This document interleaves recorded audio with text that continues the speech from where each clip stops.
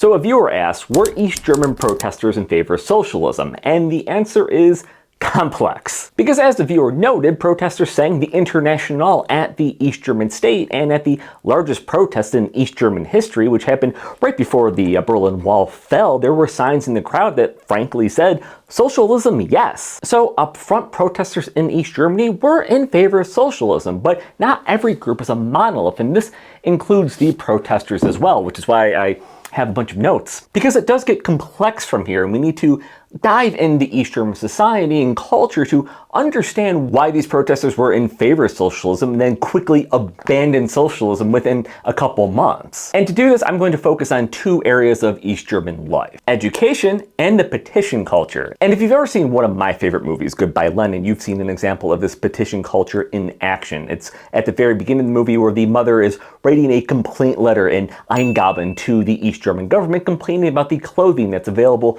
to the average East German female worker. And this was very common in East German society. It's been termed a grumble society of all things because of how often citizens use the ability to petition the state for common everyday complaints to make their lives better. But here's the catch. All of those complaints had to be worded in the language of revolution, in the language of Marxism, in the language of bettering the state. You couldn't just write in and basically complain about your lot in life. No, you had to offer a way to make the state better. This was in fact tied into how you could make your personal lot in life better, was by advancing a complaint that was applicable to the state and could help the East German state. And these petitions were from all things such as the quality of food, to the quality of television, to even results about soccer games. Because BFC Dynamo, the Stasi's club, had won so many times in a row, a concerned citizen wrote in noting, "This has never happened in Albania or Malta, to say nothing of England, the Soviet Union, Czechoslovakia, Hungary, or Italy."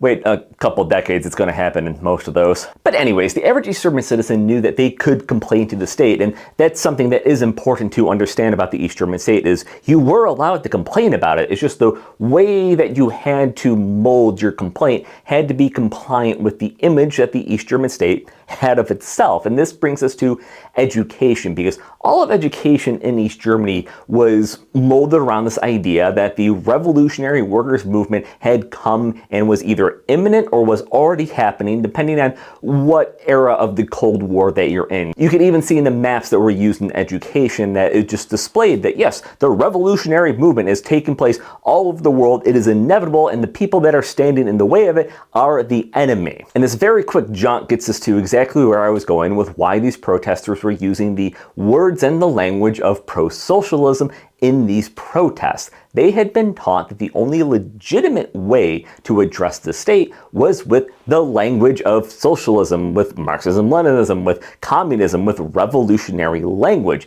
And eventually there's this feeling that the East German state is not living up to its revolutionary values. And there's already this culture in place of taking those revolutionary values and using them against the state to improve your lot in life, that now when the state is basically starting to crumble, this is the way that they can more forcibly get the message across to not just the state, but to the average other East German citizens to turn the status quo by presenting everything as, no, we are the revolution, the state is not the revolution anymore, they do not represent us. And that's part of what is happening in those protests, where you have the Internationale being sang back at the state, where you have signs saying socialism yes, Krenz no, and various other revolutionary slogans in the crowd, where it doesn't seem like there is this rejection of socialism happening. And to a certain extent, a rejection of socialism wasn't exactly what was happening, but you have to take all these things tied in together and know that yes, there were going to be decent pockets of the crowd that were pro-capitalism, that didn't want the state to exist anymore, but then there's others that went, no,